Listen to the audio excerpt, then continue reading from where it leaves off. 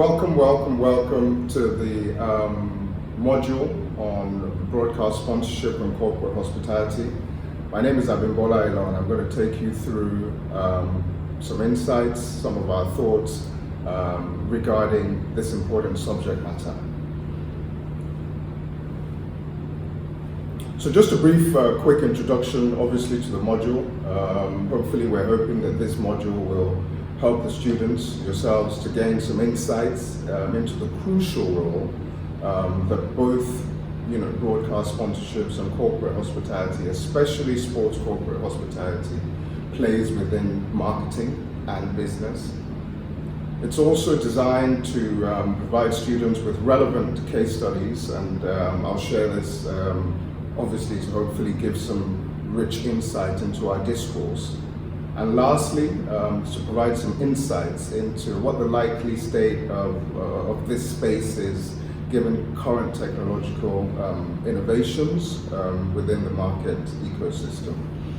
And in terms of the actual outcomes, so what are we hoping that we then achieve post this session is we're hoping that obviously you have a clear understanding on the current state of the marketplace in both of these disciplines and the key factors, some of the headwinds and the macroeconomic factors that drive the sector. We're also expecting that you'll then be able to activate the learnings and the knowledge that you've had from the session into your own work, having been given some nuggets of insight into this critical area of practice within the industry. So I'm a little bit just about me, but I won't dwell too much on this. But just to say that obviously in terms of my background, legal, so I'm a qualified solicitor. Having worked in that space, I then had made a career change, kind of a shift, but I've always been passionate about sports and been very privileged and lucky to also play at a pretty high level.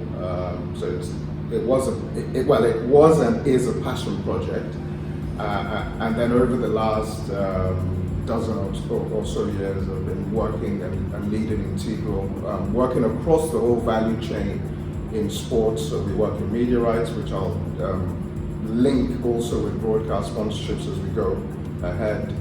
Obviously, we do events, corporate hospitality, and we look after some talent as well. So that's just to give some context into who, at least some introduction into who I am and what I've been doing over the last kind of decade. So, in terms of the actual flow and agenda of the lecture for this session, split into two parts. Part A, broadcast sponsorship. So just some concepts and the market, what exactly does this space look like, some definitions, etc. We'll go into that, and what the benefits are. So why do we even bother with this practice and this discipline within the number of different options that we have in marketing. A few case studies and some final comments from me. And then the second section, hospitality, from a context more focused on a sports corporate hospitality program. Again, the concepts and the market, and then a focus on the actual keys, some nuggets in terms of some experience that I've garnered over the years in terms of designing a successful corporate hospitality program, some case studies, and some final thoughts. So let's get going and let's get started. So what's this whole concept and what does the market exactly look like for sponsorship? And I've just started with something I'm hoping that will be a little bit provocative in terms of, you can see there the tag that marketing through sport, where so many issues that we can then consider, from the use of a talent like Tiger Woods, giving also some of the recent challenges and news stories that he's had, and how, for instance, a brand campaign can be focused on just one sporting icon, and how that, of course, could have a variety of either plus sides or the negative side as well. But obviously, the brand and the personality of an athlete, the sports personality, can then translate very much into branding action and opportunities for business and for your brand. In terms of the actual then sponsorship process, obviously there's the sponsorship deal framework in itself, and essentially what this is financial or non-financial support, whereby the whole essence of it is that obviously the sponsor, the brand, the corporation, whether that's an individual or an organization, is essentially looking to be able to have some interface with whether it's the actual activity, a marathon, an event, the FIFA World Cup, person, Tiger Woods, or a group or a team, the Super Eagles, for instance. And the assessment is always then, how do those certain assets that the property has, how does that contribute to the overall marketing objectives for the organization, having been set, having been set before the activity. What's then important to then note, of course, is that the media, that element, then really augments whatever that activity is. The example is always given of, even for instance, one of the largest events, sporting events in the world, or probably the largest, the Olympic Games or the FIFA World Cup final, which can have a finite, even the largest stadiums in the world, 80,000, 60,000, 100,000, but has a finite number. Whereas the actual amplification or augmentation, if for instance we look at the figures of the FIFA viewership globally of the FIFA World Cup final, that then gives much more context on how the media can then be used to really blow that event up. And the skill and the objective always is looking and seeing how much interface and overlap, how much there is a meeting of minds in these concentric circles where you have the sponsor target, let's say it's male between 35 or between 25 to 55, and then the activity target itself. So classic example is that football, men, beer is an absolute no-brainer, and of course the fundamentals are there. So we really want to always try and have as much of an interface between the sponsor, their objectives, their actual target, and of course what the property, the activity, the sponsee can deliver. And there's a clear overlap also between advertising and sponsorship. And I think this is where we'll dwell and understand some of the fundamental benefits and rationale and thinking of having broadcast sponsorship and media sponsorships, because as you can see in the model, so classic substantive sponsorship, let's say, comes with association rights and the ability to have that as an actual reality, a ticketing program, the ability to have a certain IP on the property, access to various databases, naming of the actual event, branding, perimeter advertising, branding opportunities, for instance. And you see there when the overlap from the actual advertising, which is essentially fictional, right? The association, the core association rights do not exist, but hence why broadcast sponsorship then takes center stage, because actually it then gives a semblance, and a very real semblance, because that's the medium that is being used to interface of an association with the event. So if I were to ask the participants in the students, who sponsors the Premier League, for instance, many would probably put their hands up and say, well, actually it's Guinness and Globe. But in reality, what it is that is a broadcast sponsorship based on the association from the media rights owner, substantive media rights owner, SuperSport, that then allows that huge association, because of course that's being disseminated, in this case across sub-Saharan Africa. And there's that argument or discourse, whether that's then actually a form of ambush.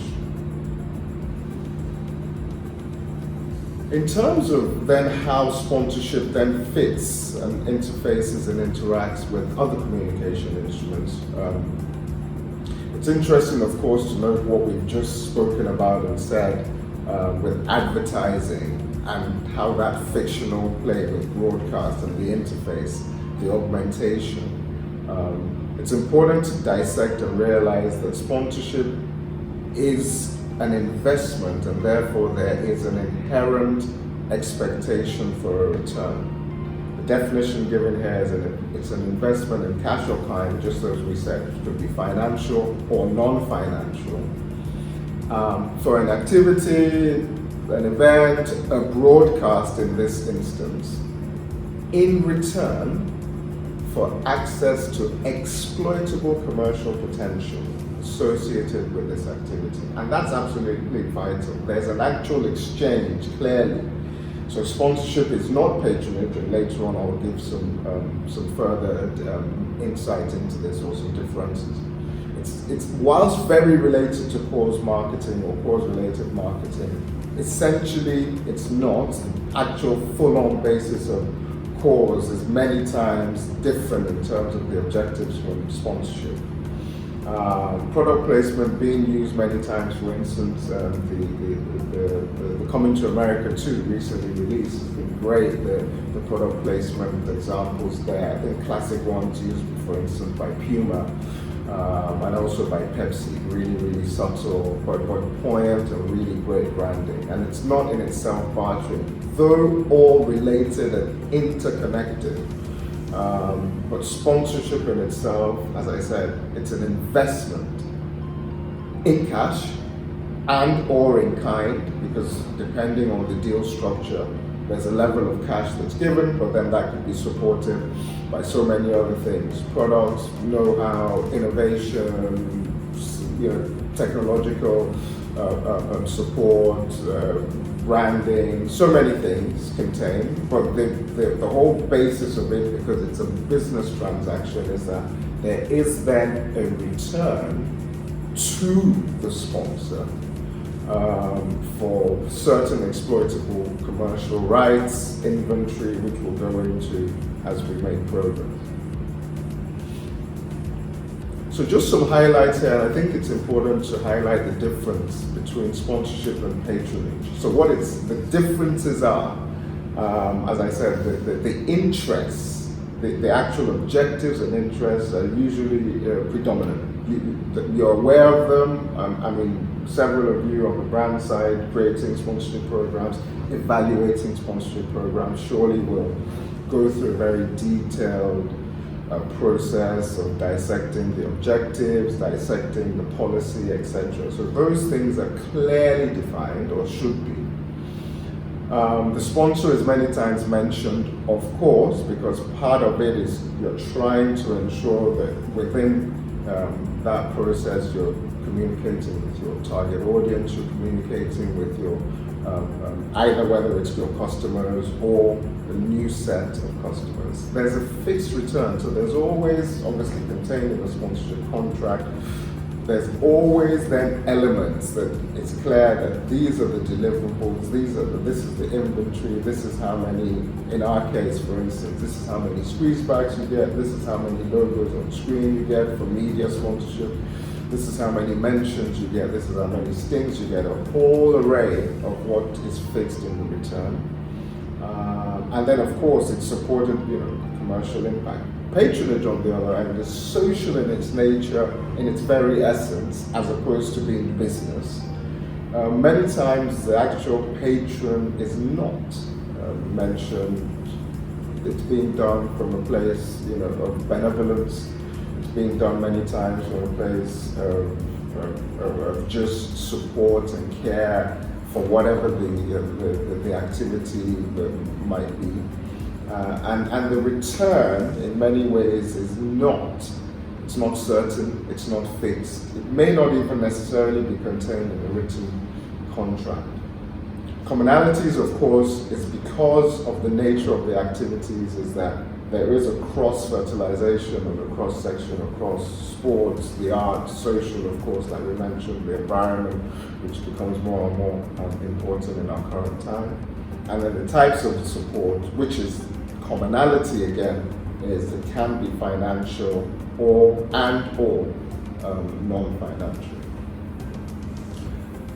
Whether it's the classic sponsorship, so strictly so-called, or in this instance where we're focusing on broadcast, is that the sponsorship objectives is really at the heartbeat of the start of the process, and obviously many times sets the barometer to success, whether you achieve objectives. If they're not obviously very well, if they're not precisely set in the first place, it's very difficult to achieve your objectives because you don't know them, they're not clear, they're not smart, so to speak.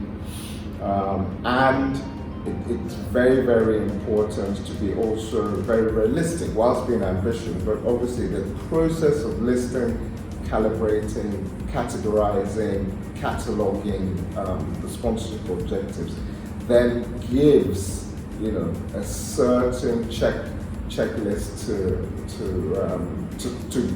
to finding out whether you're actually achieving your objectives. And there's a variety of objectives that I mentioned here. Obviously, corporate awareness itself, so the actual company, corporate image, which is very important. For instance, we've seen some sponsorships, as an example, the UEFA Champions League, where obviously the premiousness of that property is held in very high esteem. For instance, the sponsors, so you can see when you see the programs run out by some of the sponsors, for instance, like MasterCard, Heineken, you can see that is really, really looking at an augmented and high corporate image for the property itself, but then also clearly, yes, for the sponsor. Many sponsorship programs will try to build relationships. We'll speak about this also, obviously, with the use of then various activation legs, corporate hospitality, for instance, because the properties, the events, the broadcast, also the media, also obviously gives certain possibilities to certain stakeholders on that side of the fence and trying to reach then others on the other side of the fence, which is a vital key thing, obviously, to achieve the actual sponsorship and greater business objectives. Personnel motivation is a huge one. We many times have seen on the field just the absolute positive change of, for instance, a client sponsoring the broadcast of Wimbledon tennis, which then already means that that corporate organization's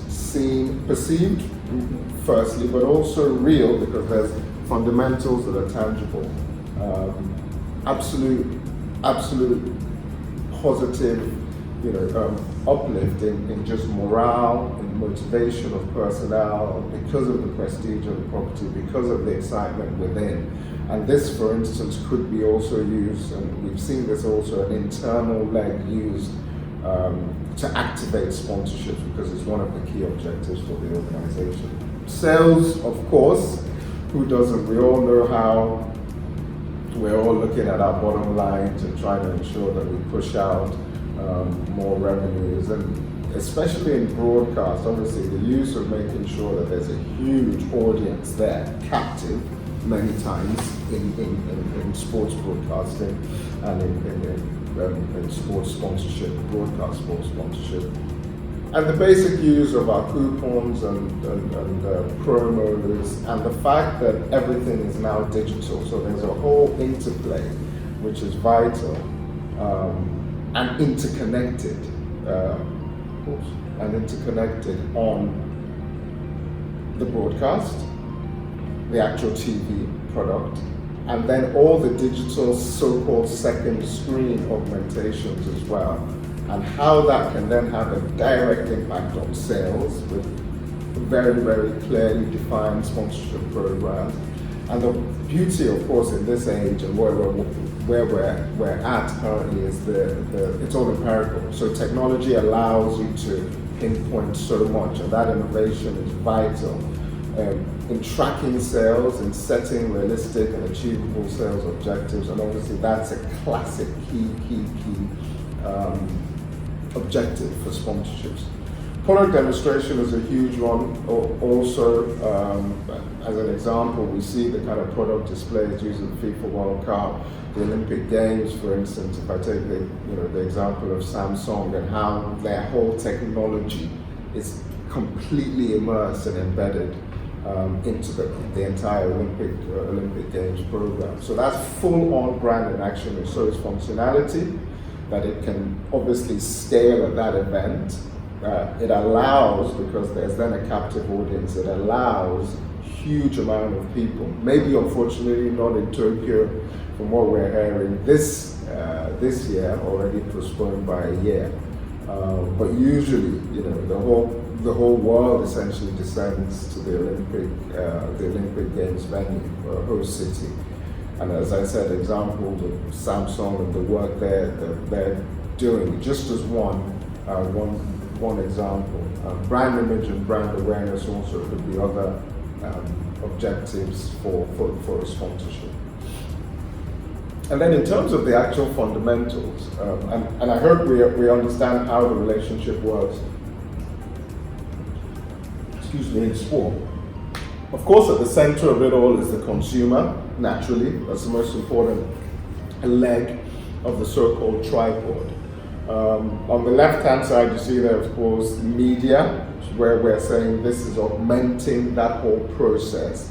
It's giving life, if you like, to the event, to the sports event itself, and the company then has that relationship. Everything dovetailing to the consumer. And if I just remind us and refresh our memory of a few slides ago, was we focus very much on those circles and the overlap. And that's where broadcast then becomes really, really interesting. As I keep on saying, for example, especially more so, obviously in our current times, if I use obviously football is back, thankfully, and has been back for a while. But within this pandemic and everything that's going on, and no spectators at stadiums, the amplification of sport and the opportunity for continuous engagement then now makes media even more crucial, because that's of course where broadcast sponsorship messaging can then still get. So the whole game day experience, that whole experiential leg currently is suspended, and you're then seeing really the power of media and the access that media gives, and obviously the ability for sponsors to then latch on. Rationale being that you're then able to obviously immerse the brand into that interface and into that space. So what are the selection criteria? What guides the selection criteria for a property? Obviously functional fit, we've said it. Beer, men, football, winner. It's then of course in the creativity of the design. There's some relationships that you don't necessarily immediately see the fit. Sometimes there's even perhaps a contradiction in term. Of course, there's been much, for instance, written about, as an example, McDonald's as an example, and the various properties, the various large global sports events that they sponsor, the Olympic Games, the FIFA World Cup. But obviously there is clearly an underlying fit, because they're looking at customers, brand image, messaging, but there can be sometimes a mismatch. So sometimes it's not perhaps as obvious as we think. Target fit, of course, remember we want to keep on making sure that we have as much interface and intercircle between the concentric circles of audience target fit, target audience for the sponsor, and the actual target list. The image fit is clear. How does it rank within where the brand is and where the property is? Geographical reach, which is absolutely crucial in our discourse. As I've said, digital is there, reaching a mass. I mean, the numbers are just going through the roof. And the interesting thing continues to be actually the new entrants. Research is clear, getting younger and younger and younger all the time. If you look at it and think about it, previous generation, for instance, or my generation, obviously, when did we start, for instance, handling these technological tools, having a mobile phone, a smartphone, an iPad, a laptop, etc. And then you look at, for instance, the generation coming after, so-called millennials, and where they are in that whole process and use and the whole learning that is available, all impacting on the use of media, TV, digital, online, mobile. Contact frequency and quality, absolutely vital. Does your golf event, does your broadcast of the UEFA Champions League, does your broadcast of US Open tennis, does it give sufficient contact frequency, and what's the quality of it? What are the opportunities to obviously sweat the assets as well? What exactly is contained in the inventory, which you've seen is the next point, the types of rights that are actually contained. How much is exclusivity vital? Is it a deal breaker? Must we have a certain status within the hierarchy of the property? And what's important, but what's interesting now, a trend that we're seeing, is that rights owners are then coming in now and having an open sheet to say, look, we've got this, but let's listen and understand your objectives. Remember what we spoke about, because that, of course, then also helps. That could be one huge thing that, okay, we can write this story together. And we've seen, for instance, the clear example of the UEFA Champions League property. And even if you look, for instance, in detail at the brand, the actual brand architecture, you can see how immersed, for instance, the Heineken brand is in that. There's a complete immersive experience of the property and the sponsor. And of course, the specificity with the Champions League, which is really quite important also and interesting in our context, is that the substantive sponsorship is also embedded fully with the media. So when media rights are acquired, and of course there's a full interlinkage and interchange between media rights and broadcast sponsorships as well, or media sponsorships.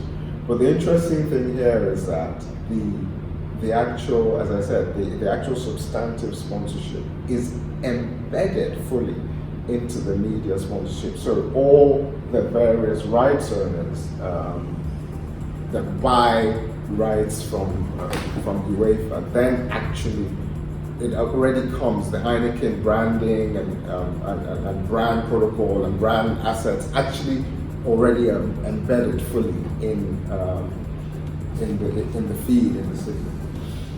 So the willingness also of the sponsored party to cooperate. I mean, some relationships, right? You just think, ooh, here's the money. We don't want to activate. We don't want to, see you again. Thanks, and that's it.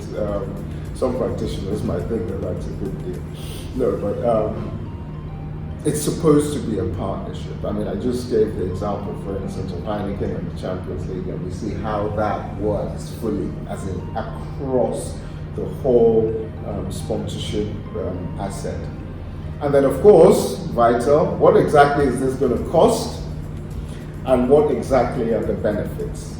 So it's really, really important in the selection criteria to say, and then what's the possibility for integrated marketing communications, what's the possibilities for activation, what's the actual exploitable rights that is available, in our case here, how many, title stings do I get? Do I get naming rights? Do I get exclusivity? What's on offer in terms of them being able to take the broadcast sponsorship elements, the substantive broadcast sponsorship elements, and then, for instance, take them offline as well, which we've seen many times of how the broadcast sponsor then is also able to activate. For instance, in the case of football, we've seen many times beer companies or beverage companies then using that as an opportunity, for instance, to have viewing experiences. So that engagement comes, and then they're able, of course, to have product in use, product in action, engagement with their customers. All remember, as we said, it's the benefit of those objectives that we set at the start. And then just some more emphasis on the sponsorship selection model. Really asking and saying, okay, what, who, how, what are the processes? What should we be looking at? What are our objectives? Of course, are vital, as we said. But what is this property offering? What are the tangibles? What are the intangibles? How many TVCs do I get? Is there exclusivity? What timing, for instance, are the programs on? Is there an image fit, which is vital? Is there, which is really, really important, is there the target group matching? Really, really, really. And then, of course, there's always an or there should be always an evaluation model. What exactly is this property delivering? Ranking, very scientifically done, to then be able to make informed decisions about the sponsorship. The product and event synergy and the relevance, as I said, for instance, when we've seen examples of brands and clients that we work with, as an example, sponsoring the FIFA World Cup, the broadcast of the FIFA World Cup. The beauty, for instance, of that property is that many times you then get a whole series of programming.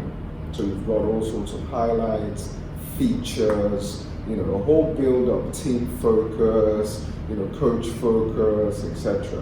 Which, of course, the brand can then speak to the rights owner in terms of the sponsor-sponsee relationship. It can be tailored to meet their objectives, to meet also all the target audience. Remember, continue to focus on that concentric circle to meet the target audience circle as well, fit. All building up to a whole climax, a crescendo, for instance, of the FIFA World Cup final. So you can actually design in your selection model, for instance, you can say, look, I don't want the next year is going to be the shortest one, so it's 29 days. I don't want just the 29 days in November and December in Qatar when the FIFA World Cup is actually on. What makes sense for my program, as an example, is that I have a longer build-up, so for instance, exactly what I'm saying, and that then gives more relevance to the conversations, more opportunities for brand and action, more opportunities for the communication objectives to be obviously disseminated, and then that media platform is used, of course, for the amplification and the exposure.